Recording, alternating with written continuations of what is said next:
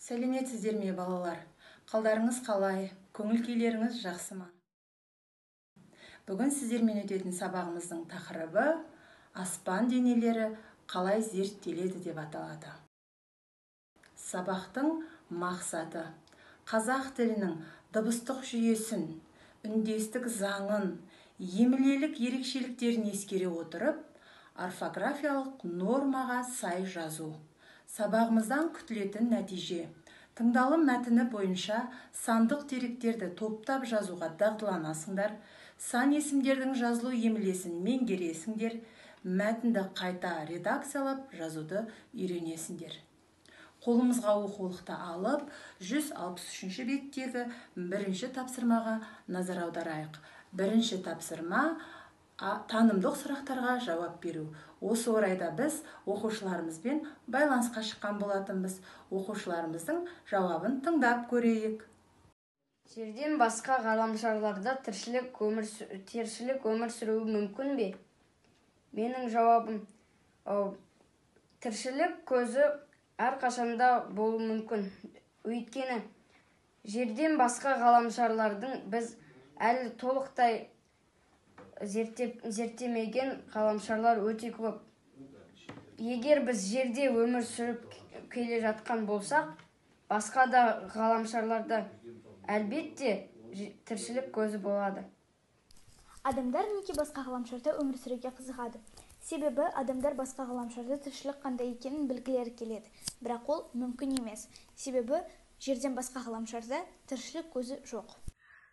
Үшінші сұрақ: қандай ғаламшарда жер бетіндегідей өмір болуы мүмкін деп санайсыңдар? Мен ойымша, Марс планетасында өмір болуы мүмкін. Өйткені ол планетада жердегідей тас қапшықтары бар, және ол планетада полярдық мұздықтары мен өзінің мезгілдері болады. Қазіргі ғалымдар ол жақтың ландшафтында су бар екенін тапты. Ол планетаның күні де біздің бір күнге жақын болып көрінеді. Өйткені олардың бір күні 24 сағат 40 минут, ал біздікі 24 сағат. Мен ойымша, осы планетада өмір болуы мүмкін деп санаймын. Егер саған таңдау мүмкіндігі берілсе, қайда тұрар едің? Неге? Егер маған таңдау мүмкіндігі берілсе, мен осы жер планетасын таңдайтын едім. Себебі бұл жер планетасында тіршілік көзі бар, және адамдардың тұруына қолайлы жағдайлар бар. Бір сөзбен айтқанда, жер төсек, аспан көрпе. Жарайсыңдар балалар, рахмет. Келесі орындайтын тапсырмамыз 4-ші тапсырма.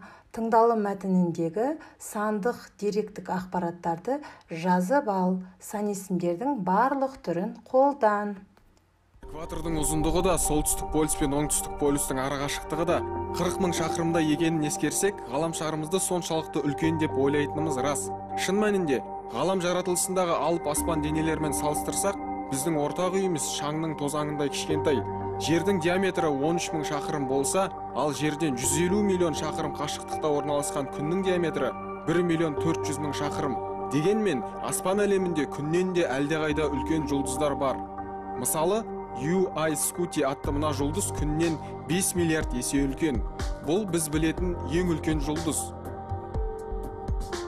Біз триллионнан астам жұлдыздары бар құс жолы галактикасының бір бөлшегінде тұрамыз. Ғалымдар ғарыш әлемінде 500-ден астам галактика бар деп болжайды. Бүгінде соның 0,1% ғана зерттеліп, әзірше адамзаттан басқа тіршілік иелері табылған жоқ. Көп адам ғарышта ешқандай дыбыс жоқ деп ойлайды.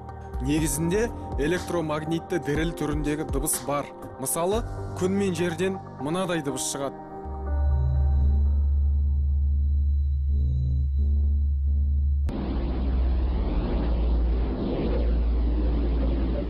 Міне осы сияқты әр ғаламшардан дыбыс шығады.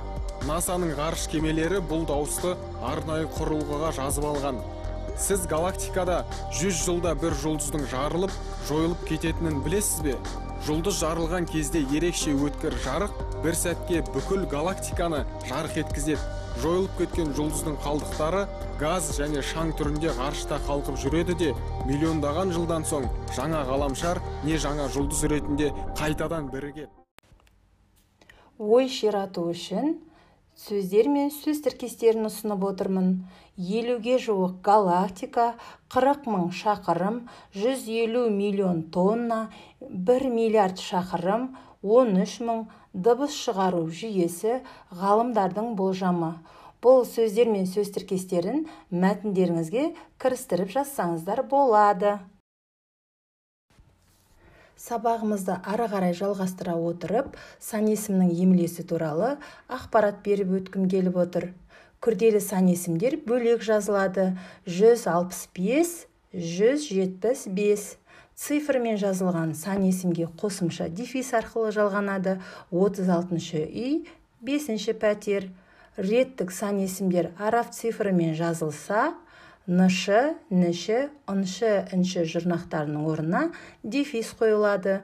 Ал рим цифрымен жазылса, дефис қойылмайды. 5-ші сынып, 1-ші нұсқа, 3-ші қабат. 5-ші сынып, 1-ші нұсқа, 21-ші ғасыр. Күн, жыл аттарымен тіркесіп келген сан есімдерге араф цифрымен жазылса, дефис жазылмайды. 2017 жылдың 22 наурызы. 2, 6, 7 деген сандарға жинақтық сан есімнің жұрнақтары жалғанғанда түбірдің соңындағы ы, дыбыстары түсіп қалады. 2, 2, 6, алтау, 7, жетеу. Болжалдық сан есім цифрмен жазылғанда оларға қосымшалар дефис арқылы жазылады. Мыңдаған адам жиналды. Сағат 5-терде келеді. Қосарлану арқылы жасалған болжалдық. Топтау сан есімдер сөзбен жазылса да, цифрмен жазылса да, арасына дефис қойылады. 10, 15, 40, 50 үй. 10-нан 20, 20-дан. Болжалдық сан есім жасайтын шамалы, шақты, тарта және бөлшектік сан есім жасайтын шақты, ширек сөздері тіркескен сөздерден бөлек жазылады. 10-ға тарта 15-ке жуық. Есептік, реттік жинақтық сан есімдер зат есімдерше септеледі. 1000-ның 1-і 5-шіге көшті. Келесі орындайтын тапсырмамыз сан есімдердің жазылу емлесін есте сақтау үшін қызықты грамматикадан алынып отыр. Төмендегі сөйлемдермен танысып шыққан соң, сан есімнің емлесіне қатысты ережелерді еске түсіріп, қатесін түзетіп жазыңдар. Бүгінгі сабағымыздың оқу тапсырмасы, екінші тапсырма Марста тұрғым келеді тақырыбына шағын ой толғау жаз. Мен сіздерге төменде сілтеме ұсынып отырмын. Мұнда Марс планетасы туралы 5 қызықты дерек берілген. Балалар, бүгінгі сабақта менде бәрі жақсы болды. Мен үшін қызықты, өзіме керек ақпаратты түртіп алдым. Мынандай кедергілер кездесті десеңіздер, тілек бетіне жазып қалдырсаңыздар болады. Келесі кездескенше сау болыңыздар. Назарларыңызға рахмет. Біз біргеміз.